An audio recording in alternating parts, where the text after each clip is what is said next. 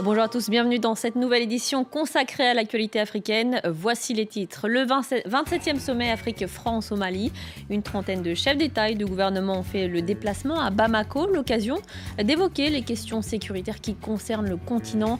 François Hollande en a profité pour rendre visite aux troupes françaises et maliennes stationnées à Gao. La médiation de la dernière chance en Gambie, la délégation de la CEDEAO est à Banjul pour tenter de convaincre Yahya Jammeh de céder le pouvoir. L'investiture de son successeur élu, Adama Barrow, est prévue le 19 janvier. Ce climat d'incertitude a poussé des milliers de Gambiens à fuir le pays. Et puis J-1 avant le coup d'envoi de la Coupe d'Afrique des Nations. Première rencontre samedi à Libreville. Le Gabon, pays hôte de la compétition, affrontera la Guinée-Bissau. Peu après, les Lions indomptables feront face à l'équipe du Burkina Faso. Mais d'abord, avant de commencer de développer ces titres, on a appris que des tirs nourris ont éclaté dans le plus grand camp militaire d'Abidjan. Des tirs nourris selon des témoins. Nous reviendrons bien sûr sur cette information dans nos prochaines éditions. Et selon d'autres témoins, des tirs dans 2 camps militaires d'Abidjan ont été entendus.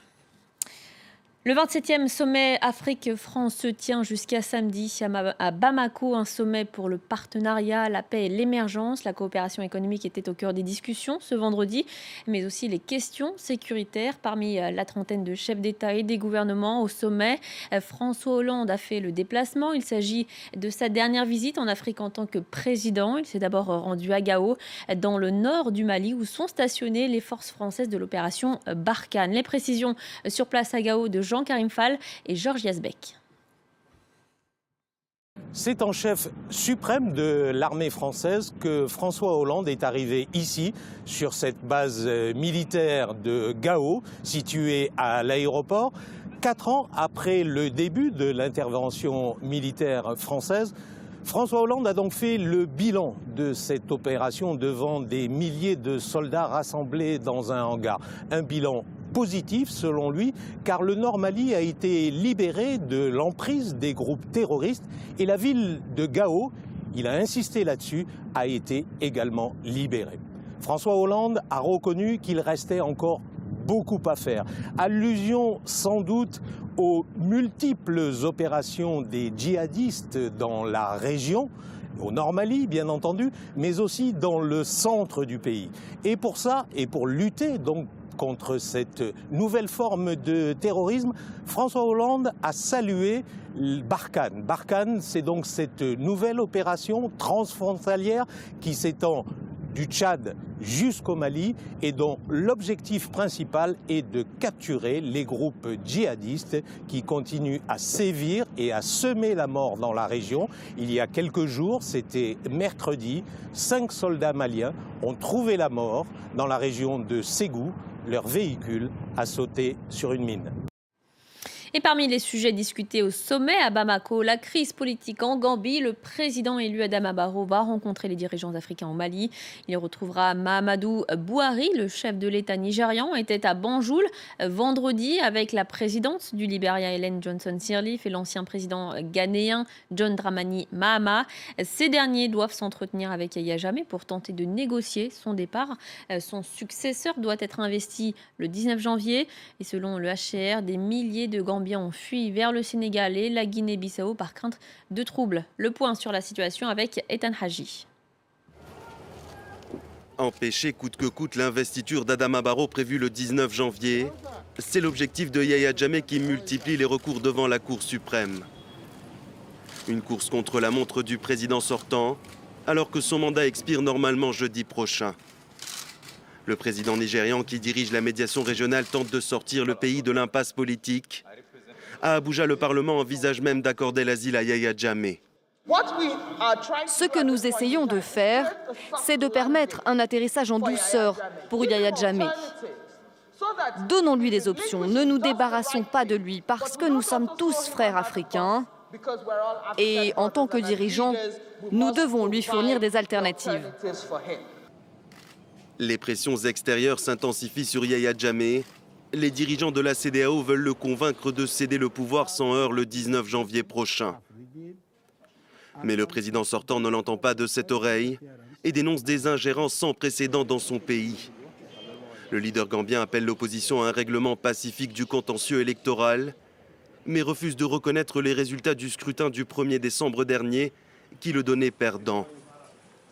De son côté, son rival Adama Barrow exclut catégoriquement que le mandat de Yahya Jammeh soit prolongé.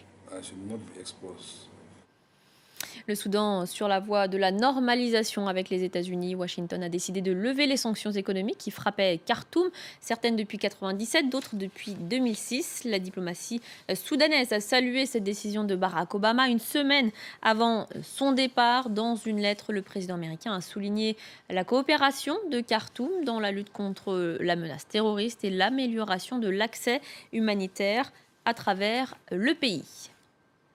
En Tunisie, la tension ne retombe pas à Ben Guerdane. Cette région du sud-est du pays est en proie à une très forte contestation sociale. Les manifestations se sont succédées ces derniers jours et l'envoi d'une délégation ministérielle vendredi n'a pas permis de ramener le calme. En cause notamment le blocage des marchandises vers la Libye voisine. Le gouvernement tunisien dit s'être emparé du dossier mais souligne les difficultés de négocier avec le voisin libyen en raison du chaos politique. Le point sur la situation avec notre correspondant Sandro Lutens. On est à la veille du 6e anniversaire de la Révolution et ici par exemple sur la fameuse avenue Bourguiba de Tunis, quelques festivités se préparent. En revanche, ce n'est pas du tout la même ambiance dans le sud-est du pays, dans la ville de Ben Guerdane. On est plutôt entre grenades lacrymogènes et lancers de pierre. La tension, semble-t-il, n'est pas retombée aujourd'hui. Ben Guerdane, souvenez-vous, c'est dans cette ville que les forces de sécurité tunisiennes ont repoussé en mars dernier un assaut gigantesque mené par une cinquantaine de djihadistes. Mais Ben Guerdane, c'est surtout le centre nerveux du trafic transfrontalier avec la Libye, une sorte de ville dépôt pour toutes sortes de produits, notamment des produits de contrebande. C'est donc toute la région du sud-est qui dépend vraiment de ce commerce avec la Libye. Et c'est bien là le problème, car les Libyens bloquent depuis plusieurs jours le passage des produits tunisiens au principal passage frontalier, qui est celui de Ras Jedir. De toute façon, le commerce se détériore depuis plusieurs mois. C'est ce que disent les habitants de Ben Guerdane. Le gouvernement tunisien a bien dépêché sur place aujourd'hui une délégation de plusieurs ministres pour négocier avec les Libyens, mais pour le moment, aucune solution concrète n'en est ressortie. Et pendant ce temps, des grèves générales, d'autres manifestations encore ont lieu dans d'autres villes, des régions de l'intérieur. Pour le 6e anniversaire de la Révolution, les revendications socio-économiques sont à nouveau tout en haut du programme. Sale temps pour les médias au Bénin. En près de 2 mois, pas moins de 6 chaînes de télévision et une radio ont été fermées. Décision de la Haute Autorité de l'Audiovisuel qui avance des raisons administratives. Ces médias appartiennent à des proches de l'opposition et aussi à l'ancien candidat à la présidentielle, Sébastien Ajavon, qui cumule les ennuis depuis l'élection du nouveau président en mars dernier. Sébastien Ajavon avait été placé en garde à vue pour une semaine pour une affaire présumée de cocaïne. Ce vendredi, des militaires et des policiers ont empêché la manifestation de journalistes qui réclament la réouverture des médias. On écoute la réaction de Joël Aofoji. Il est le directeur de l'information d'une des chaînes fermées, Sika TV. Cette décision intervient seulement quelques jours après cette fameuse affaire de 18 kilos de cocaïne où on a voulu embastiller M. Sébastien Ajavon. Aujourd'hui, c'est vrai, nous reconnaissons que nous tirons à boulet rouge sur ce qui ne va pas. Mais au même moment, nous félicitons également le gouvernement quand il prend des décisions qui permettent l'évolution de la nation. Donc nous osons croire et nous sommes persuadés que le pouvoir en place n'a pas sa main dans ce qui se trame. Mais si c'est le cas, ça va être vraiment dommage pour la liberté de la presse au Bénin, mais également pour la démocratie béninoise. Les passionnés de football auront les yeux rivés sur le Gabon durant les 3 prochaines semaines. La CAN 2017 débute ce samedi. Les paris sont lancés. La Guinée-Bissau et le Gabon s'affronteront pour le match d'ouverture. Une affiche aux allures de David contre Goliath. C'est la première fois que la Guinée-Bissau se qualifie pour la compétition. Les Gabonais, eux, joueront devant leur public. Le récit en images de Laurent Berstecher. Une dernière séance d'entraînement avant l'ouverture du plus grand événement sportif d'Afrique. Parmi les 16 équipes qui disputeront la Coupe d'Afrique des Nations, la Guinée-Bissau fait figure d'outsider. Le petit pays d'Afrique de l'Ouest s'est qualifié pour la première fois de son histoire en battant notamment la Zambie. Mais s'ils espèrent aller plus loin, les Bissau-Guinéens devront à nouveau créer la surprise face au Gabon, le pays organisateur. Aujourd'hui, pour les populations, soient contents avec nous. Je pense que c'est plaisir qu'il faut donner, c'est des matchs comme ça, quoi. On sait que demain, tout le pays ça va arrêter pour nous regarder. Le match d'ouverture se tiendra samedi à 17h au stade de l'Amitié de Libreville. Ce sera ensuite au Burkina Faso d'affronter le Cameroun à 20h.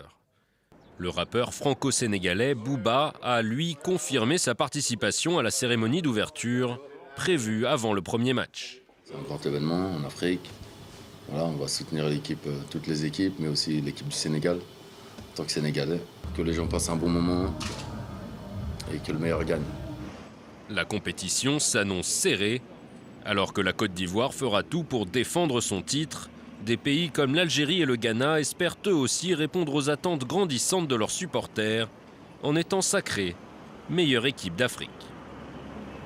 Et avant de refermer ce journal, je vous rappelle cette information.